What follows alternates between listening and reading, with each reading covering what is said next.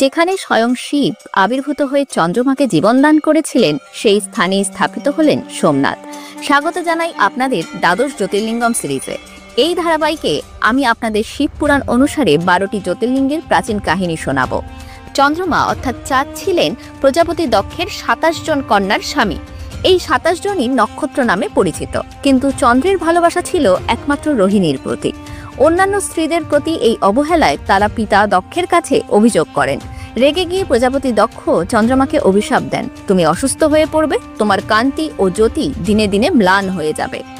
অভিশাপে চন্দ্রদেবের জ্যোতি ও আকৃতি ক্রমশ কমতে থাকে, সর্বত্র উদ্বেগ ছড়িয়ে পড়ে। তখন দেবতারা পরামর্শ নেন ব্রহ্মার কাছ থেকে। ব্রহ্মা বলেন, শিবের শরণাপন্ন হও। চন্দ্রমা শুরু করেন কঠোর তপস্যা।